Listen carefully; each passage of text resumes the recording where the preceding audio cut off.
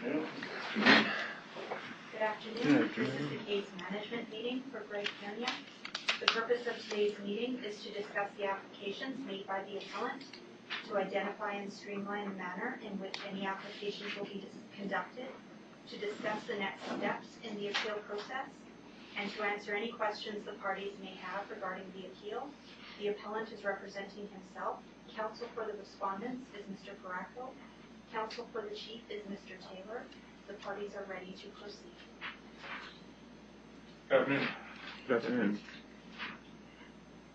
We decided to have this case management because I've been forwarded a series of correspondence from the board office that outlined there's a April 26th and April 28th submissions in terms of I guess the specific requests that you'd like to have in order to move forward with the appeal.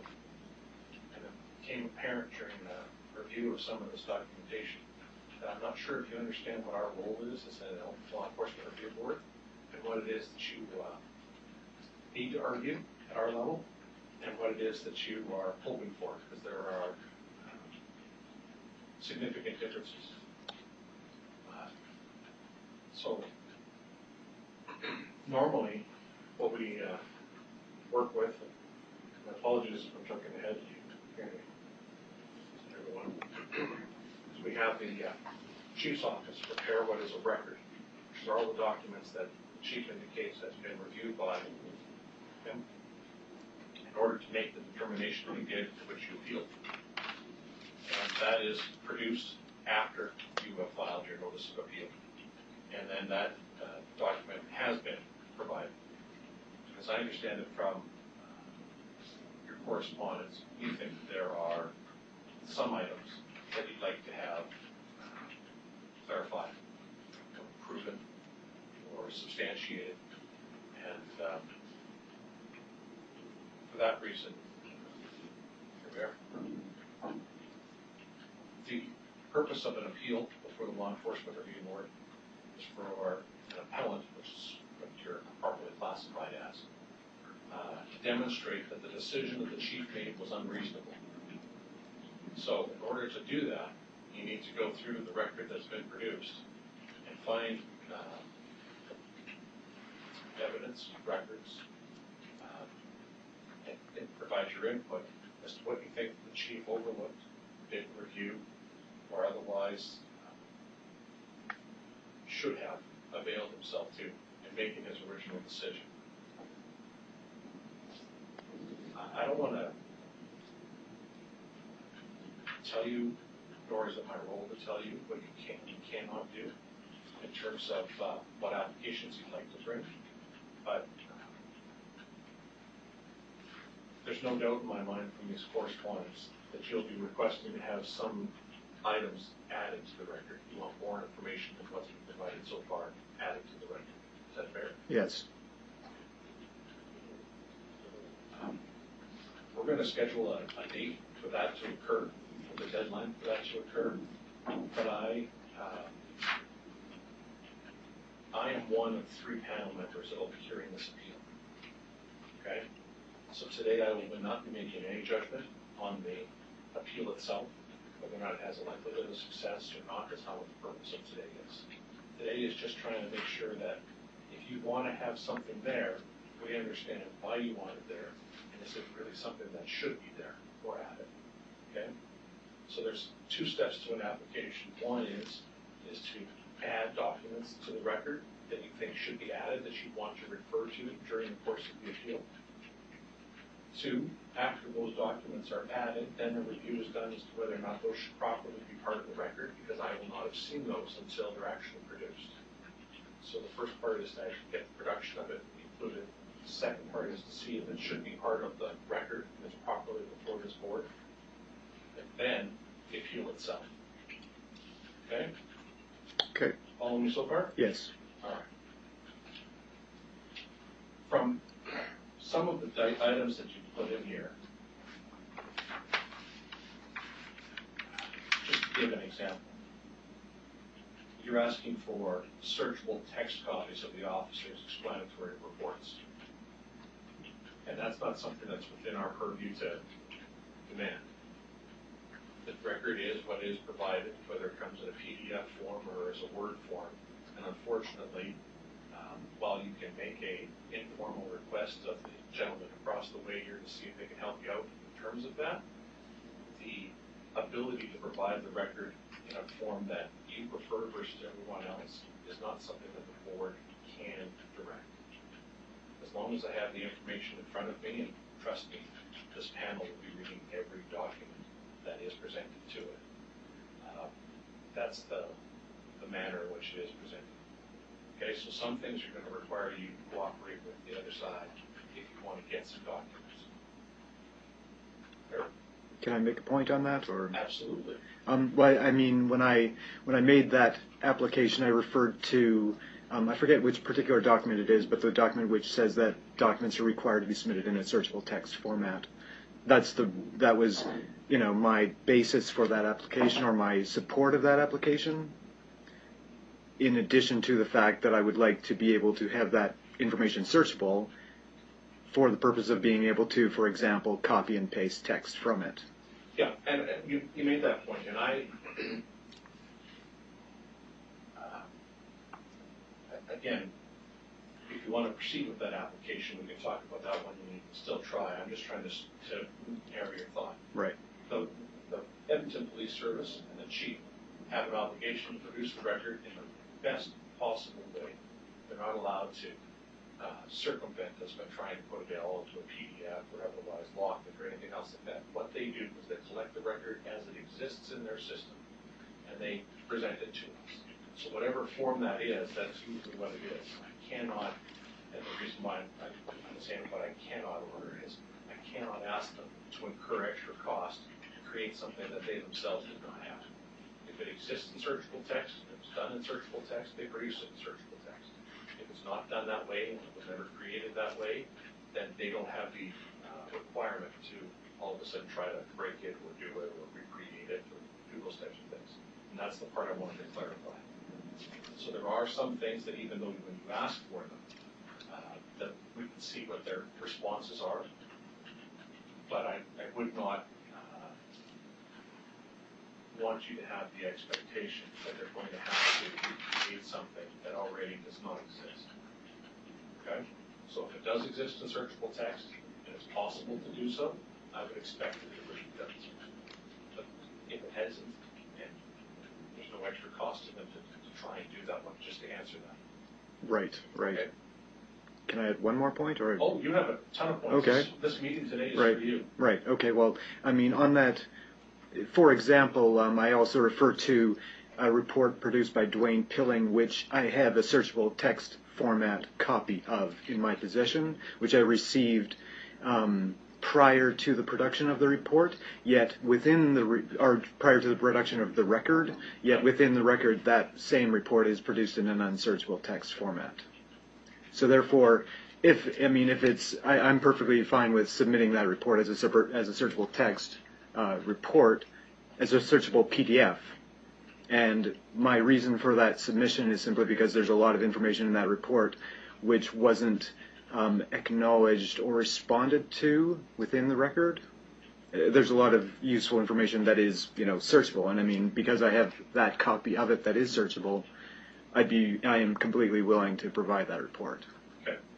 And that also is allowed.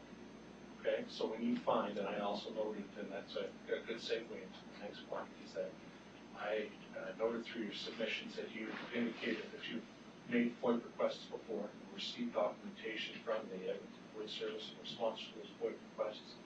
And in some of those FOIP requests, you indicate that you received more pages than what you received through the record that's been produced to this board. If you have additional pages and you believe that those pages are relevant to the issues at hand, then that forms part of your application that you made. So the next stage, or the one that we're going to be moving towards, is you have to say what documents you think you want to have added to the record. Okay? Not just change from a non-searchable text to a searchable text, but what new document do you want added? And then you have to attach that document so that everyone has a chance to take a look at it. we rule as to whether it should be added as part of the record to be considered to the appeal or not. Is that clear? Yes. Okay. I also note in some of the correspondence that you're asking for, I think it was on one of these things, there was a notation that one of the officers said they tried to reach you a couple of times, and you said, well, I want to see the call records in order to determine if there is a couple of times in which they tried to do so. I would not recommend pursuing that type of avenue. It's not for us to question whether or not something is accurate or not accurate. It's the record that is before us. It's the record the chief saw. And as a result of which, we work with that record. We're not going to reach back behind that record and say, prove every point as to why you came to the reason why you did on this particular sentence. Okay? Okay. It's not because we're trying to curtail you or anything, but we want to make sure that we stay focused on the obligation of this board, which is to look at the entirety of the documents that are there and determine whether or not the chief's decision from those entirety of those documents was reasonable. And looking at each individual piece of information, while it may be important to you in terms of how you believe that you've been treated by the Edmonton Police Service and what's been going on to this point in time, does not make it relevant material to this board in terms of the appeal itself. We want to find, for you to be successful, we need to find something that says the chief's not reasonable to the totality of the record. And just finding that a particular officer may be able to try to call you a couple instead of several times isn't going to be the answer to which you need in this form. Right. And it was several, in fact. That's what he's quoted as saying. I mean, that's... Yeah, no, and I just want to be clear on this because you go to a significant amount of detail in your submissions and emails, and I want to make sure that when you do that, we come back to a more cogent or focused view in terms of what you want. Right. And so what I'd like to do is to say that we want to have, and I think from what I can tell from your review, you certainly had an opportunity to review the record. You know what was produced in this particular matter. Yes. Okay. You also understand that whatever is produced in this matter that you received as a record in this one, I understand there is a collateral lawsuit, civil lawsuit between yourself and the chief. That's correct, yes. Anything that you received in relation to this record that comes before this appeal cannot be used in that civil matter unless you apply to us and ask for permission. I understand. Understood? Okay. So, do you have anything to add so far? I don't. I guess, yeah, I mean, I will respond, I guess, when an application, when I get submissions on an application, and That's I guess right. that's about all I can do, I guess, at this point. Certainly, if there's some of these things that are available in a searchable PDF or something that haven't been produced that way, those are things I can make inquiries on, and maybe we can narrow those things down when we get the submissions. Absolutely. So really today is for you, okay? Because I want to make sure that you understand what you can do, what you shouldn't do, what we want to try and assist you with, but we also want to the best extent possible, have this appeal heard as quickly as possible. Right. Because justice delayed is justice denied. Okay? Right. So, while I know that you have written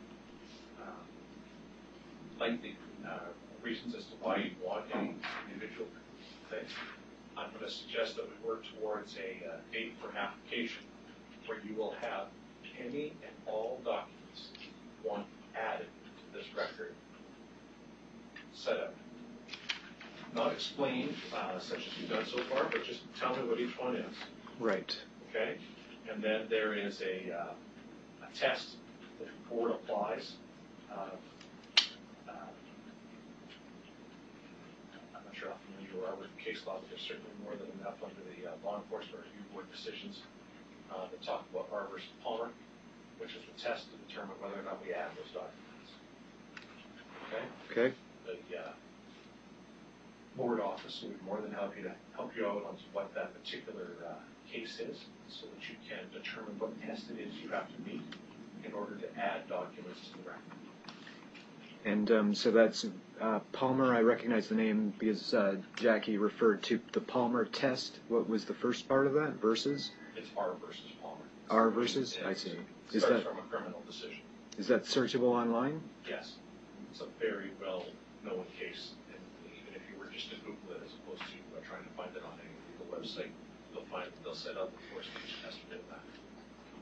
Right. So now on that point, I guess as I'm sure you can understand and as I'm sure that you've kind of gathered from my submissions, I am very detailed and I want my voice to be heard, and that's why I provided explanations as to why I wanted to produce those records. So you're saying that you don't necessarily want those explanations, you just want a listing. That's right. When you make the application for the additional documents, it's not to prove your case that day. It's to only meet the test on Palmer, which means that you have to demonstrate or tell me what document it is you want, why you want it added, Right. and why it wasn't available to the chief beforehand. Right, and so that does, I mean, I just want to make sure that I understand, because that is kind of my approach, is to set out and sort of establish why I believe that the document is important, and that's what I've done, and I want to make sure that that's what you're asking. That's what you're asking, right? So basically, as you've seen in my submission, I do explain each piece in quite a bit of detail. So maybe that's too much detail. I think maybe that's what you're trying to tell me, is that maybe I don't need as much detail, because I think you want some explanation, but yes, perhaps not as much detail. And I guess I'm just detailed because I want to make sure my voice is heard. That's right, and that's why I'm not going to try and handcuff you at this early stage and say what you can and cannot argue. I'm just saying that you got to remember what it is for the purpose that you want. You want to show that the document that you want to add is relevant to prove that the decision is unreasonable, not to prove any other thing that happened in relation to the complaint, but to prove the decision is unreasonable from the chief. So that's why when you set out the reasons, it's not really to win the appeal that day. It's not to argue about the entirety of the complaint. It's to argue to say that this piece of paper or this document or this piece of evidence is relevant in order to help me establish the decision the chief made is unreasonable. Right. Right? Which is different than arguing about the complaint itself, which happens when we argue the appeal. You understand? I believe so. I believe I understand, and I guess when I think about each of the documents that I've referred to, I guess I think about it as like a cog in the machine of this entire series of events and the appeal, and therefore, like when you're talking about the totality of the appeal, I mean, I guess, in fairness, I can kind of understand where some of the things that I've mentioned may not be, I might remove those from this application, right? So, I mean, there's a few things where maybe they're not quite necessary, but I guess what I'm saying is that, in my opinion, like, they all fit within this puzzle, right? And if you believe they do, then add them to your list to do them.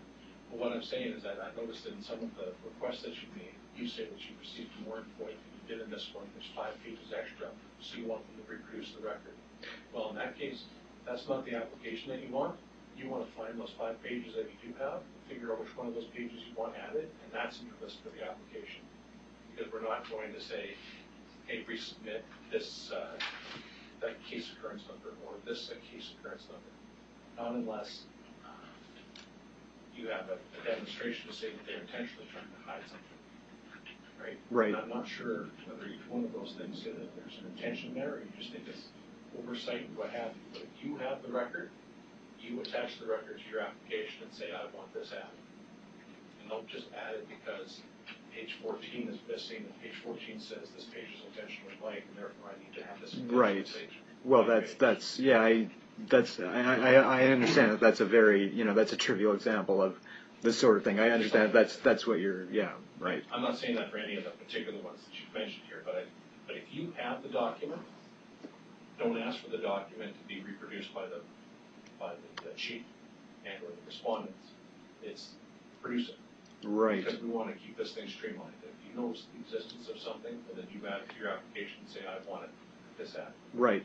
So now, for example, obviously I have FOIP copies of the case files, correct? Right. So, Yeah. so I would like, and when I said to resubmit those documents, well, I mean, in some cases, like, I mean, when I say resubmit those, or resubmit the FOIP copies, I mean the FOIP copies without the redactions, because I believe that I've demonstrated or explained that in some cases those are like significantly different than the record copies. So what I'm saying is that I'm submitting an application for FOIP to produce the unredacted versions of the copies that I received. And I don't know whether that's a reasonable application or a reasonable request, but that's kind of the reason why I'm making those requests. I know that in some of them you're saying that it's related to the fact that some of them are redacted and there's phone numbers and things that are in there. But again, I don't want to prejudge the application before it comes in, because how am I supposed to understand exactly how relevant something is? Right. But that said, out of all the appeals that I've heard in the last 5 years, I can't see how a phone number or contact information for any particular witness has ever helped demonstrate the decision the chief made is wrong. Just because we can't get that one, because we don't call typically the officers to testify. There'll be no oral testimony here unless you bring an application to say it's necessary or relevant, but it's something just to go through, because it's not something that was before the chief. And if it was before the chief and they didn't testify before the chief, technically it doesn't come before us. Right. And I guess that's just it, is that in several of my applications, it's information which I believe was withheld intentionally from the chief. So, I mean, and I've explained that in a few of the places that I've explained that. So, like on that, I mean, this case boggles my mind, and it's been sitting in my, I've been thinking about this thing for 3 years, trying to figure out what happened, and it's astounding. And every day it seems like a new realization occurs to me.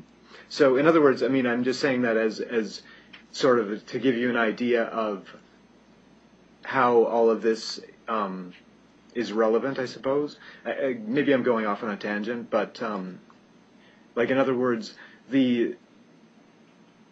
where you mentioned contact numbers, like I stand by my assertion that information is relevant to the appeal, and I know, like, in other words, you're saying that from your experience, a contact number isn't relevant, and I guess Well, I don't find it's relevant for someone investigating a complaint. Right. So I understand that your desire to see that is to say, I want to know exactly what it is the chief had when they decided to investigate everything. But that's at the complaint stage, and I'm sure that in the civil side, there'll be more latitude in terms of what those things are. But again, keeping in mind what our statutory appeal body can only look at. It's just the totality of the evidence that was collected. Did the chief make a reasonable decision on that information? And so whether or not you can contact a witness and get more information doesn't help us. Not unless you produced a new witness statement from that person to say, hey, please add this to the record because this is what they really said to the chief at the time. But like, that's putting the cart before the horse. Right, in terms right, of what we can do. So I recognize again how, for you, especially given that it's been 3 years reviewing and thinking about it and what have you, it's relevant and important to the overall complaint that caused this whole thing to start in the first place. But in terms of what I am allowed to look at, in terms of what I'm allowed to consider as part of the panel to determine about the chief's reasonableness, I worry about the evidence that is there, not what could have been there.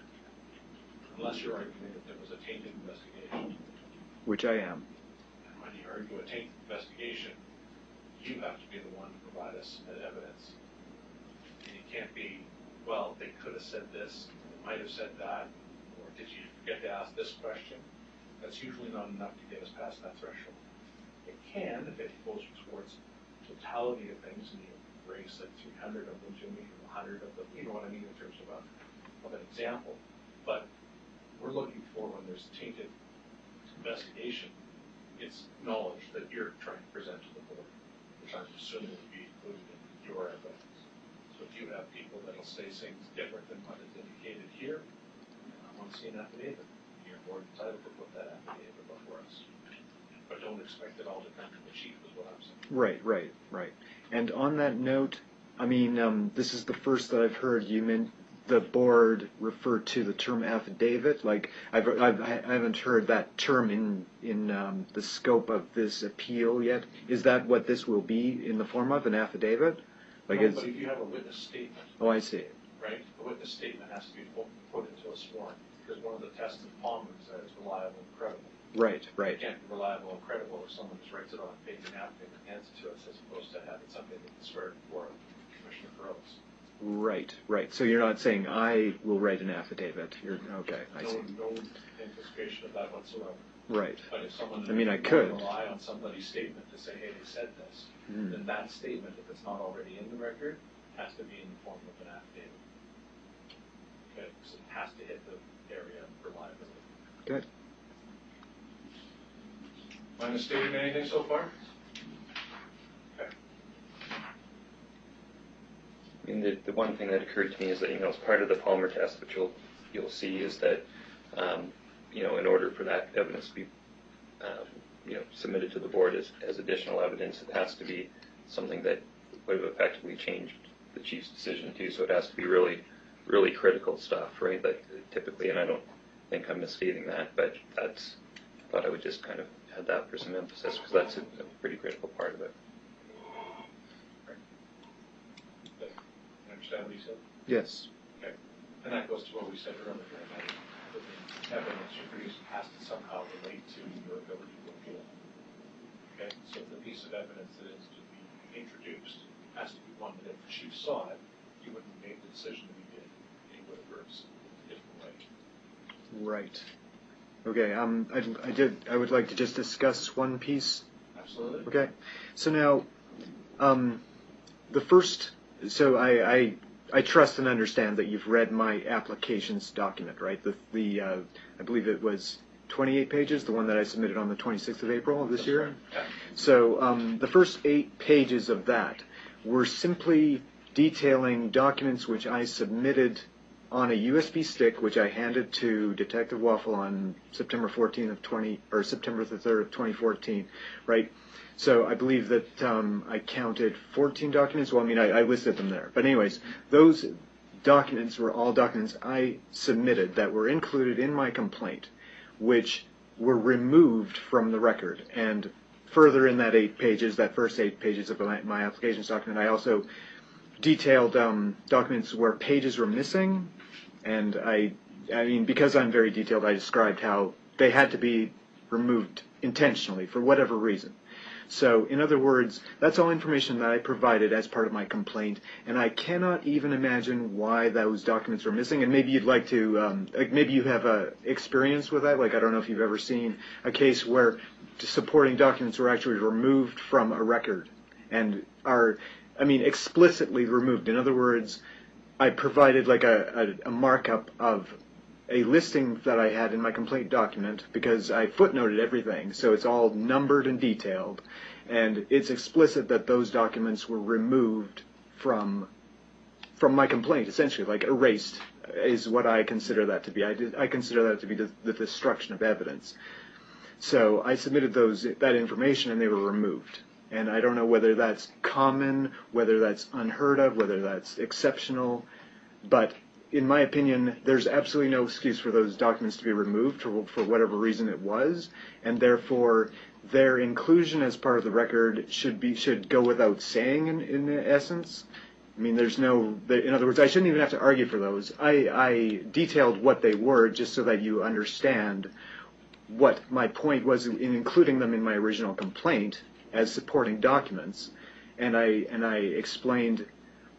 I mean, it boggles my mind that they were removed, and I mean, I I expect that those things should be reinstalled or reinstated into the record as a matter of course. Like, I mean, goes without saying, basically. Okay. And I guess if you can, I'd like you to give me some sort of like opinion on whether that is common, whether that has happened, whether this is something. What's the word? Should I be surprised at that?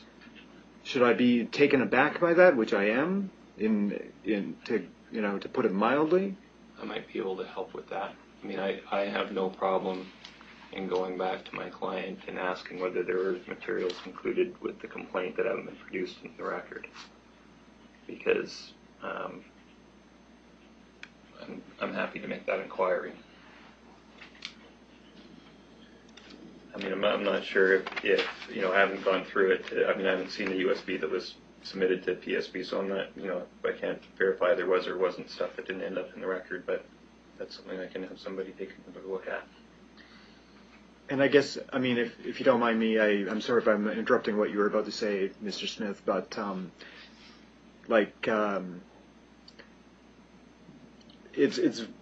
I guess the point I'm wondering about is, like, obviously somebody produced that record, and if I'm not mistaken, it was Jody Archibald, because it says the last line of the record says produced by Jody Archibald on, I think it was January 16 of 2016. I believe that's the last line of the record. And that says something, obviously it probably is strange for me to be able to recall that, but in other words, if I'm not mistaken, she must have produced it. And there's also an email from Kate Rowe within the record, which I think suggests that she was part of the production of the documents for the record. So I guess what I'm saying is somebody was responsible for putting this all together. Obviously, the chief did not go through and remove documents and delete documents and take out pages. So whoever was responsible for doing that, they did it for a particular reason. And I don't know whether that person was also the same person who put in the S17 redactions, the gray areas. But, Yeah. That's just it. The Division of Labor works at PSB in terms of determines the Section 17 application. I think it's premature to give you any type of guideline or help in terms of whether or not this is regular and usual. Because first, you did raise in your document about 14 documents missing. I think you put it out at 16% of the 87 pages. Your point's been made. But that said, Mr. Taylor certainly doesn't control what his client does. Right, I understand. Or what has been provided, and whether there's something was lost in the spirit of the communication between the two of them or during the course of preparing the document. First, we have to find out what happened, and then we can start to determine whether or not there's something nefarious or otherwise or administrative that led to it. So, the easiest way again is if you know the document exists, you know that you provided it to them earlier, you believe that they always had it in their possession, well, it makes it pretty easy for you to meet whatever that Palmer test is, because it had to be, wasn't before the chief, those types of things, and if it was, all those things existed, and was there during the course of the investigation. I can tell you that in past cases, the chief has had no difficulty admitting those records in there, and acknowledging that those things were properly before him or her, and that they were reviewed. But first we have to find out where that L is. Right, and just to be clear on that, the fact that they were not produced into the record, like the PDF record, means that they were not in front of the chief. Isn't that correct? But would only be making that assumption as long as you assume that they didn't make an error in producing it before the board. So I can't jump to that conclusion yet. I suppose so that's... if it was there, someone missed it because it was on this drive instead of this drive, or someone was away from the office sick that one day and it happened to be on their computer versus someone else's computer. There's a whole host of things that can be absolutely innocently explained away.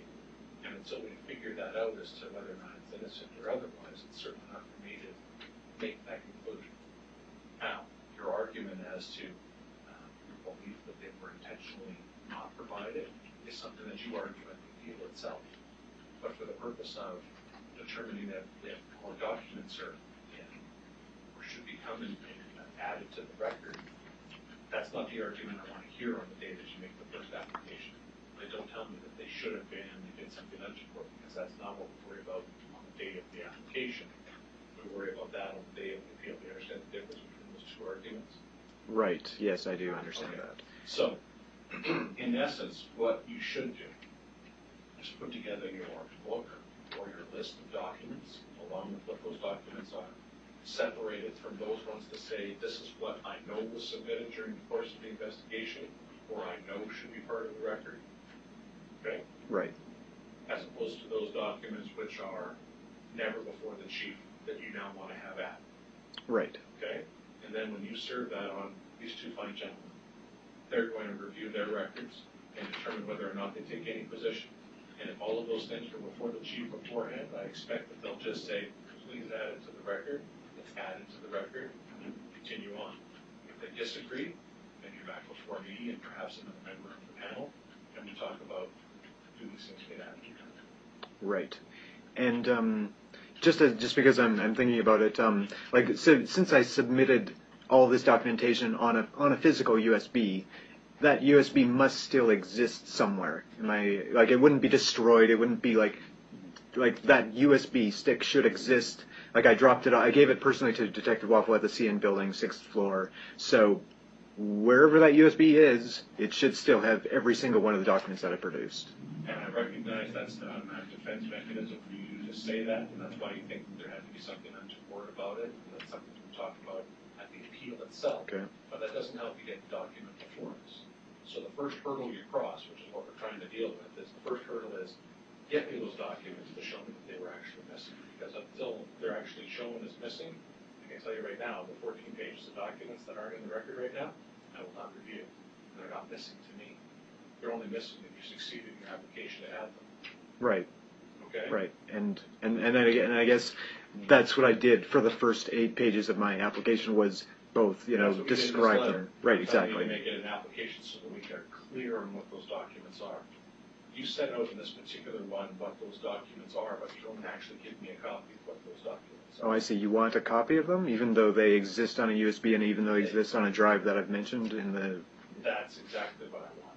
You have to acknowledge, well, you don't have to acknowledge this, but you do this, that's totally up to you, but the board only has what's been provided to them. So I only have the record. And if you want to tell me something else exists in the record other than what's before me, you have to give it to me. Okay?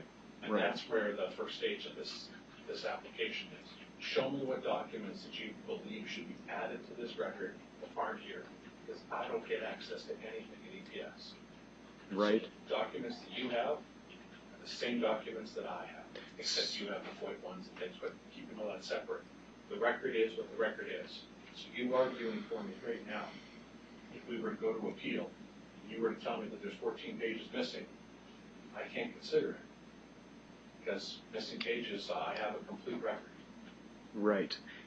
And can I make an application for that physical USB stick so that they can be verified as being on that USB stick? I mean, just that would prove that they were there and that Putting the cart before the horse Mhm. on that one. Right now, you would honestly, I think you just set out what those documents are that you want and say that they were properly given to the chief. You wait for them to determine whether or not they agree with that position or not.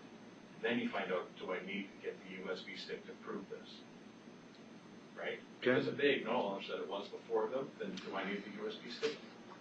No, you don't, I guess. I mean, and on that note, I mean, I'm making an application to have that USB stick returned to me regardless of anything, simply because, I mean, it's a $10 piece of hardware or whatever, and I'd like to have it back in my possession. So, Sure, Mr. Taylor will take that into consideration. and that's why, I mean, I made a note of that in my application document, but I'd like actually to get the physical USB stick back. That's right. I mean, and you as in the board can review that stick to make sure that I'm 100% correct when I say that all the documents that I provided are on there. Okay, well, okay, that's By the way fine. the legislation is set out, I have only the documents that are before me, which is the record. And anybody who wants to add any piece of paper, USB, or anything else in addition to that record, you have to make an application.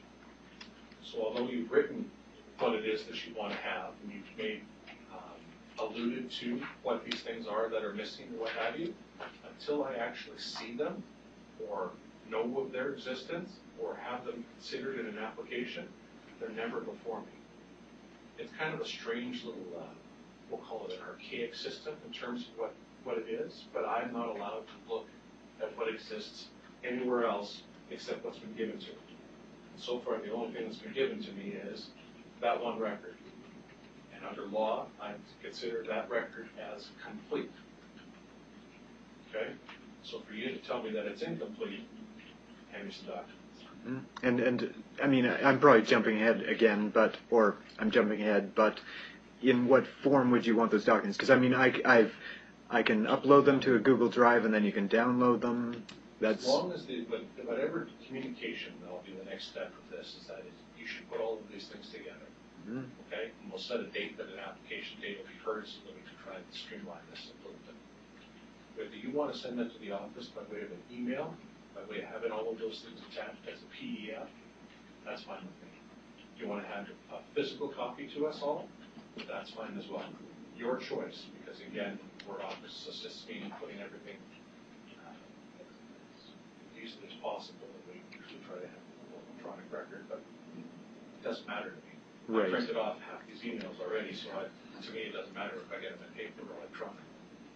Right. And on that note, I just I don't know whether you're, well, I mean, on that note, I want to make it clear that obviously because I submitted it on a USB, and because I'm very meticulous, and because I footnoted everything and included all the supporting documents in all organized in folders and everything like that, it's very, I don't know.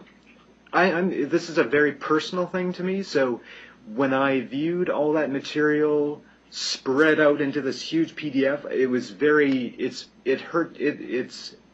it bothers me because that's not the format that I presented it in. In other words, I understand that, you know, this is the way it's been presented, but I organized all those files for a reason so that they were easily accessible and all that, and to have them all in this thing makes it difficult to read, in my opinion, and that's why I would suggest resubmitting it in an electronic form where it's all in these folders and structured like that. And Jackie was saying that that's not really something that can be entertained. Yeah. I'm just going to put that out there. Put it into subfolders, because each one of these pages of the record, even though you find it as to be a big hodgepodge of jumbled all together, they at least have a document number Right. at the bottom of it. So it tells me the page 568 or 731 of the record. I know exactly what it is. We're all on the same page. If I put things into subfolders and have cross-reference and things like that, there's no way that I'll be able to reference it quickly from the way that we do it. So it may work for you, certainly wouldn't work for us. Right. Okay? And you're entitled to arrange the documents as you want, as long as you provide us with that common number. Right. That it is at the end of the day. So, again, that's going a little bit ahead. First thing is that I want to make sure that we go to documents that you want added to the record. Okay? Or, for lack of a better term, the evidence that you want.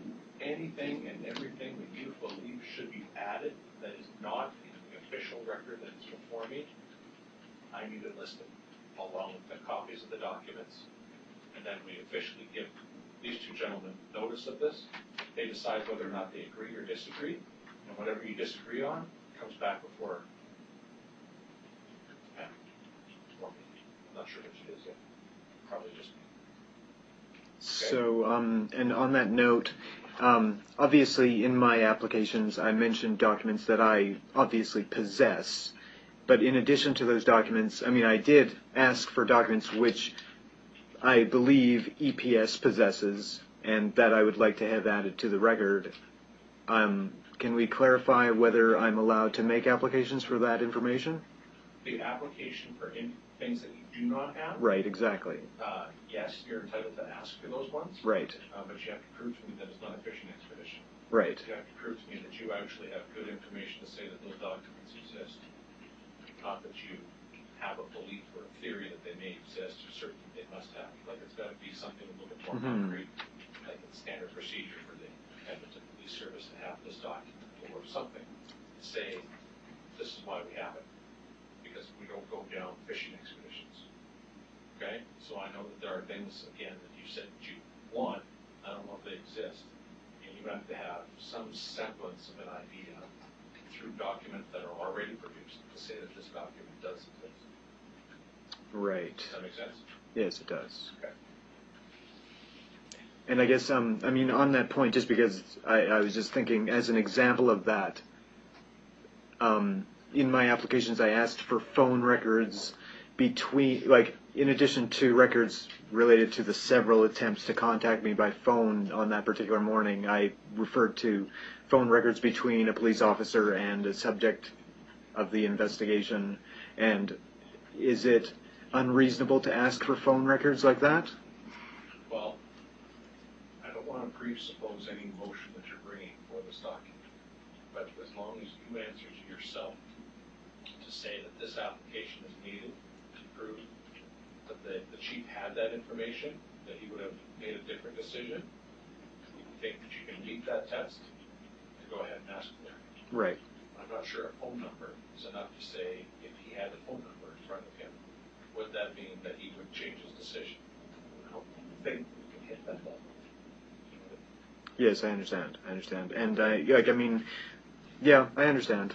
Everything you do in terms of a document that you want to have added, okay, and let's be clear on this, documents that should be here, that you believe were already given to the police chief, you don't have to go through that level of proof. Because if it was already there, already part of the investigation, you don't have to prove that it will change the way the chief thought. You just have to show that it was actually there to the chief before they finish their investigation. Right. Okay?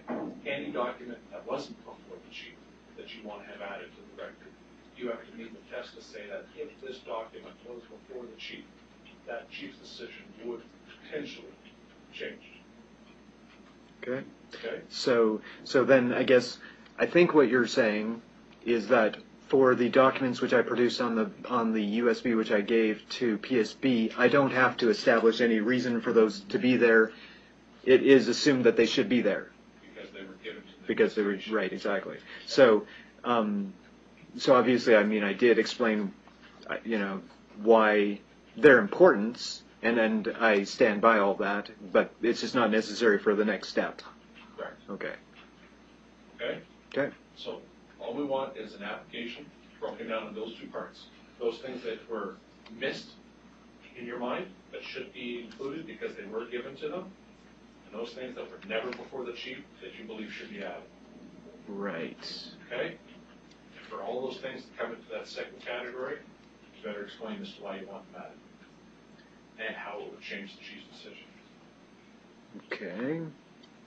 Okay? And the first category of things won't be a big issue because if I get those documents and I give them to my client and they say, yes, that those were things that were provided as part of your complaint, then I can tell you my instructions will almost inevitably be, we're just going to agree to put it into the record. So that's not something you need to really focus on other than, just saying, here's the documents that I think I've already provided to you or to PSB, and that's really, I just need to have those documents so I can go back and say to my client, were these documents that were provided? Did you miss something? And I guess I have to ask, can I ask for the reason why they were removed? Like, in other words, like whether it was Jody Archibald or whether it was Kate Rowe who was responsible for producing the record, can I ask for why they would have removed those records, whether it was because they believed they contained personal information or whether it was for, I can't imagine that it was for technical reasons, as in, we're running out of disk space, we better take out these documents. Can I ask for reasons? No. Not at that stage. Okay. The stage is whether or not they were included or should be included, and then we find out whether or not it's agreed. If they agree, that means that they did have it before them. Why it wasn't there becomes part of the theory or the argument that you want to have at the appeal to say that there's something tainted about this.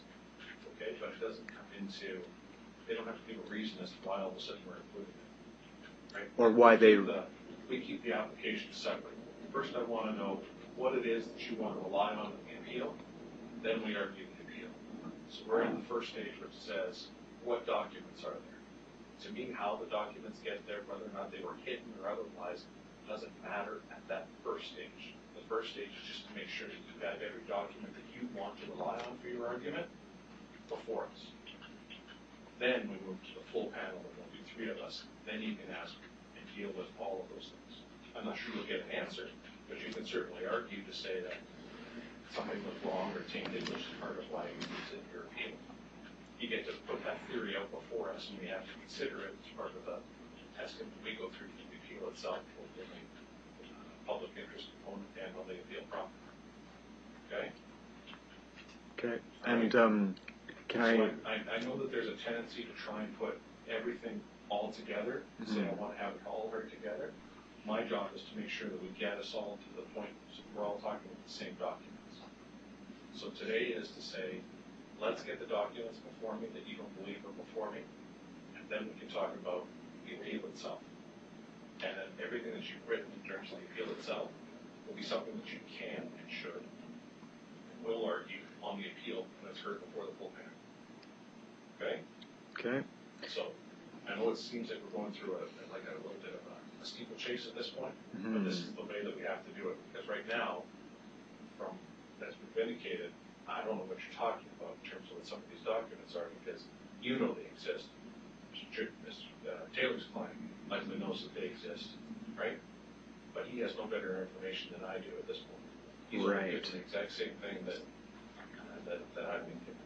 Right. Okay, so we have to make sure that every party in this room is on the same page. So Right. let's deal with that one set first. Can I make one more point? One more. Okay. Well, I mean, so now on the topic of documents that were removed, and I was saying that I'd kind of like to know why they were removed, and I understand that you're saying I may not get the answer to why they were removed. Right. I was also kind of curious about the inclusion of records that I don't believe should be there, because, in my opinion, I will always believe that EPS has produced these documents to portray me negatively. Therefore, they included information in the record for that reason. And for example, emails that I produced after I submitted my complaint aren't part of my complaint, and yet they're in the record. And in my opinion, I have no idea, and I in the question of why, I'd like to know why those emails are produced as part of the record. Those emails being the ones where I was very vocal in my opposition to having my interview canceled without notice. So I submitted what was described as, quote, a litany of emails that I submitted past my complaint that are included in the record. And I'd like to know, I would like to know why those things are there, because, like I say, those emails, I'm certain, are produced to portray me negatively, and therefore to introduce bias. And I think that it's entirely unfair that emails that were submitted after the complaint were included, whereas conversely, emails that I provided in my complaint were removed. And I feel very strongly about that, obviously. And I don't want to go into a point today of going into each individual point of what you raised, but I will say this. Emails that you said that were included in the record, you don't think should have been included in the record, may or may not have any relevance to me, because the only thing that I'm looking for is for you to show me why the chief's decision is unreasonable. So if that particular aspect of the emails doesn't need to be addressed because it doesn't impact the decision that was made, then there's no reason for me to go down into the rabbit hole of the reason why. Right. But that said, when you comes to argue at the appeal proper, that you would like to say, look, I think they took a rather high-handed approach to this one. They were trying to discredit me. The same sort of arguments that you made both written and that also stated again today. You have every right to raise that as one of and as part of your appeal. Okay? Okay. But it doesn't help us get to the answer that we need to get right now, which is why the chief's decision unreasonable. I don't look at the whole scope of each individual item and say, well, I know he called you at 10:35 that day. Well, we could have got to you around 8:15 instead. Why they took those extra 2.5 hours and had that copy before they decided to contact you, I don't know. Because it doesn't matter to me. It matters to you. Right. Okay. Yeah, and I just to be clear, I don't know what you're specifically referring to in that I'm example. just But bringing it as an example. Mhm. Because you've gone through the record with such minute detail, you are going to find things that are interesting to you that may have an impact in terms of what you're doing, in terms of your complaint with the chief. And I have to differentiate between that which you find interesting and something that you'd like to explore or understand, and what I have to do. And so all I'm doing is giving examples of things that you talk about the emails being added, but again, to me, you have to show me how that had an impact on the chief's decision, or that it did have an impact. And if it didn't have an impact, although it's important to you, it's not relevant to the appeal itself. Okay? okay. And I mean, I'll just, as you can tell, I'm a little bit emotional about this, so I'll apologize if my tone seemed to have risen there. You know, I want to keep calm and level on this. And but on the topic of those emails that were submitted after the complaint, is there any point in discussing that as part of the application process where, in my opinion, they shouldn't be there, or is it just like because they were before the chief, because I believe, like I say, that they were introduced for bias and portraying me negatively, therefore they could have impacted the chief's decision, and I think that they did because the chief obviously responded to me on a couple of occasions in letter format, not in email format, but in letters. So therefore, obviously he was, as far as I have to understand, personally aware of the communications, and therefore those emails may have impacted his decision. And which is why, like I said, you argue that at the appeal itself, but it doesn't help with the application. Okay? Okay. So the purpose of the application is just to add whatever documents aren't there. The relevance of those documents that are already in existence, that are already part of the record, what role they played, whether they added institutional bias towards you or against you, or those types of things, are all things you argue at the appeal. But we have to get past this first step first. Okay? Now, I understand that you've obviously reviewed all of the record. How long will it take you to put together the documents that you want to have added?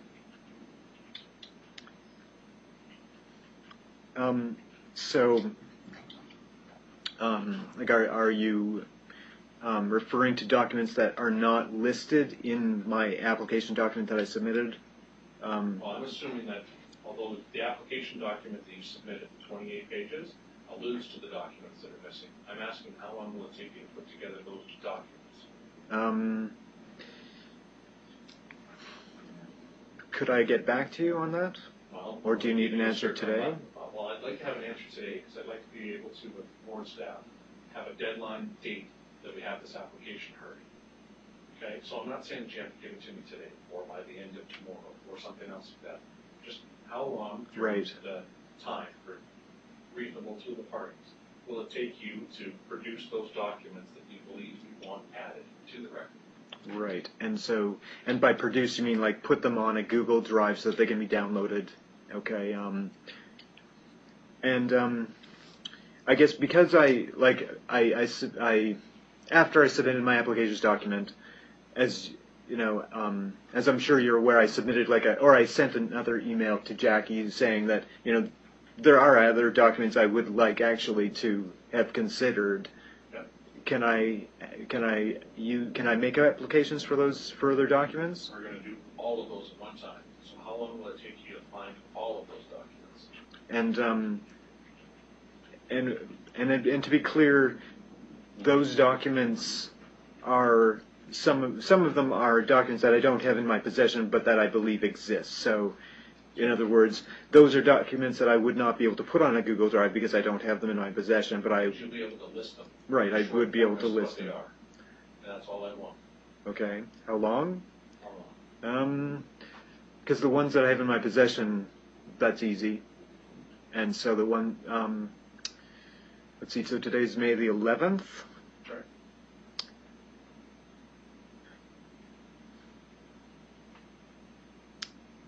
I think, let me see, so today's Wednesday, May 11th. Don't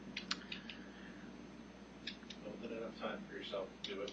Right. And do a nice package. Right. You gotta do it when you're ready. Right. I just noticed you glanced over there quite a bit. No. I thought maybe there's a clock over I there. just didn't want to stare at you. Okay, Because that's I'm putting fine. you under pressure, but at the same time, Right. I am putting you under pressure. It needs some time. Right. And then, I mean, as I'm sure, well, I have to admit that I do take longer than I should in producing things. 3 weeks. I think 3 weeks would be okay. Okay. So in 3 weeks from today, I'd like you to provide a list and break that list into 2 items. Documents that should have been included in the record, Right? okay? And documents you want to be included in the record, Right. okay? Where the ones that should have been, Those Are- are the ones that you believe are the ones that the chief forgot to provide, those Right. 16 pages and any other documents. That's right. right, the ones that were on the USB that I gave, okay.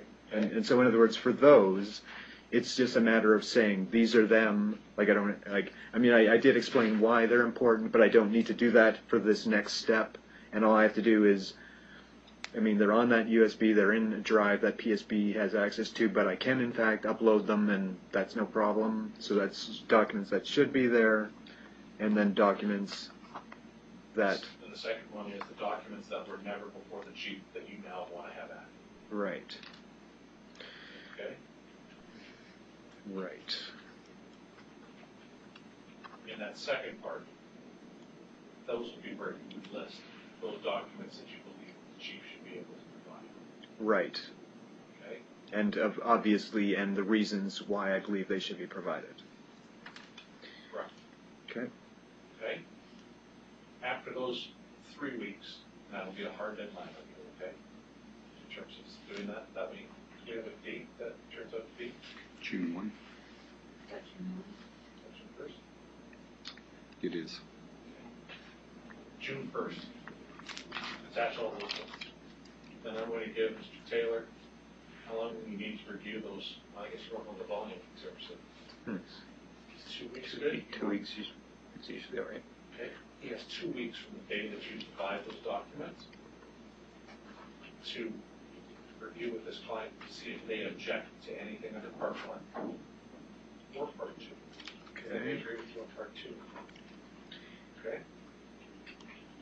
Okay, and is there any value in providing these in pieces? Like, in other words, if I were to produce, submit a Google Drive link that would allow you to document all the documents that were part of the USB, can I do that first just to get that out of the way? I prefer if it was all done at once. Okay. Just because it stops the back and forth. Right. That's between everyone.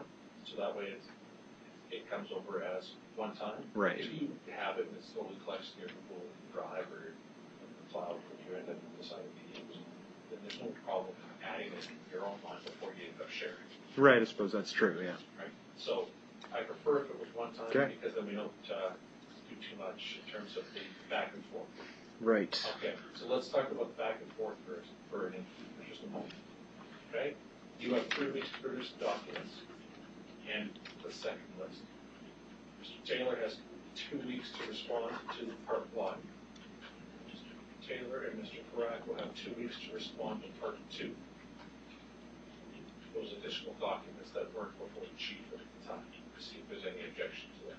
So Is that fine? So are we talking about just determining whether there's an objection or actually making an argument, like providing submissions? Just determine if there's an objection. Yeah, I just need to that's know completely your fine. side. That's fine. Yep. Is that fair? Yes. All right. And to be clear, is that 2 weeks each, or is that 2 weeks total? 2 weeks total. Okay. So they'll have until the 15th of June in order to respond. Okay. That's assuming that you don't provide the documents until the very last day. If you provide it in its totality prior to June 1st, well, it's 2 weeks from that particular date. Right. Okay?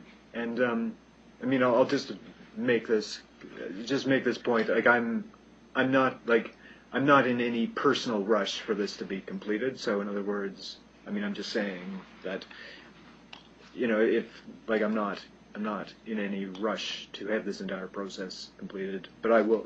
Obviously, I'm going to follow your deadlines. Yeah, no, I'd like to have that as a deadline because after those are determined, then we determine whether or not there's going to be a need for an application, which means sometime July and August, and you know how difficult it is to try to get everyone inside that building in July and August in Edmonton.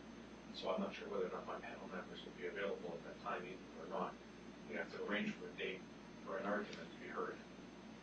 Right, right, and As quick as I right. to be able to tell you what days I'll be available. I'm not sure that we'll have a panel of two for that decision, so I'm not going to speak yet. We'll only need Two. We know who the rest of the panel is. well, so far we only have one other panel. We haven't decided for it yet. Right, and I mean, and that's exactly what I want to convey, is that I understand that, you know, there's no hurry on my side for this to be, like, I'm not in any hurry or anything like that. I'm completely fine with however long it takes. No, and I appreciate your flexibility in that regard. Okay. So after June 15th, when we heard from the parties whether or not there's any disagreement on any of them, then we will have the board office at that point in time arrange for the application to include or add documents to the record. Okay? Okay. When we determine that date for that application, if needed, that's when you start preparing your Palmer test arguments. Okay, so I don't have to produce the Palmer test arguments for June 15th. No, I just want a rationale or a reason for the June 1st review. Oh, sorry, June 1st, right. June 1st. I just want just a brief background as to why you think these additional documents are needed. Okay? I'm not asking you to prove them yet because we don't know if anyone objects to them. So why put you in that extra standard if they're just going to agree? Right, right. And I guess I have to, I mean, just my nature is to try to explain things and prove things, so I guess I just have to rein it in a bit. Yeah, which will also make it easier for you to hit the deadline. Also, Right, right. So that's good, because what we just want is to make sure we get the documents. All right, so after June 15th, we'll determine where the parties are. If an application is needed, board office will then arrange for it. I can't think of anything else offhand that we have to do at this stage. Are we clear on what has to happen at this stage now? Yes, at this stage, yes. I'm not clear on something. So do you want from us just whether we object or not? Yeah. That's all. Yeah. No argument at that point. No argument at that point. Okay, fair enough. Okay? I don't think it's appropriate, if I'm not asking the applicant to determine and set out all of his reasons under Palmer as to why it should be there, why should I ask for the response argument from your side if I haven't asked for it? Yep, that makes sense. Thanks. Okay? Okay. All right? And hopefully, you will find that when you speak with both Mr. Taylor and Mr. Farrar, that they will agree and try to streamline this as much as possible because everyone is interested in having this thing resolved. Okay? Any Right. communication that's done between this board and all the parties is sent out to everyone. Always. Okay. Okay? So, All those natures. so should I mean, going forward, should I email LERB, the LERB address, as opposed to Jackie's address? Should, Yeah, if you email the LERB address, then it goes to all. So it's, right. Okay, so it's lerb@gov.av.ca, I think it is? Okay. So use that address. Yes. Okay? Okay. That way it's easy for everyone to track to make sure who's hit what time deadlines and never have any questions. Right, right. Okay. Right. Yeah, that makes sense. And, I mean, yeah, okay. So I'll just submit everything to that address from going forward. Okay. So when you do, you CC Mr. Taylor. Okay. Correct. You do want those CC'd. Okay. Okay, Okay. any communication is shared between all parties. They're not allowed to contact me without advising you of it, and vice versa. Okay. Okay? Just as a practical matter, that means that we'll get your list at the same time and we can start reviewing it right away as well. So just Right. keep things going. Okay, any other matters we need to deal with at this point? I think so. No. That's helpful. Make sense? Yep, right. Okay, good. And, Make sure we get all these documents so that we're on the same page, and then once we're on the same page, we can do it. Right. So, were there any, I think there were a couple of other points on that agenda letter. I mean, I think maybe they're self-explanatory, or what was, I forget what they were. The agenda letter said to discuss the attached appellant submissions of April 26th and 28th, which we did. Right. To identify and streamline the manner in which any applications be conducted, talked about the applications. Third was to discuss the next step in the appeal process. There is only that one next step. That is the next step, yeah. And then 4 was to answer any questions the parties may have on this appeal, and hopefully I've done my best in answering any of your questions today. Right, I think those are the only ones that come to mind today, and obviously, I mean, that's just it, is that any other questions that I may have are probably jumping ahead. So, The appeal itself. right, exactly. You're more than entitled to ask a ton of questions on that particular day. Right. Like I said, today is not a day to judge anything with respect to this appeal, it's just to make sure that we're all on the same page. Right, and yeah, and I can understand, and I appreciate that we've had this meeting today just because, you know, obviously there's a lot going on in this case, and obviously, you know, I mean, you know, I appreciate that we've had this meeting today. It's good. Great. All right. All right. Thanks, gentlemen. This is adjourned. Thank you. Yeah.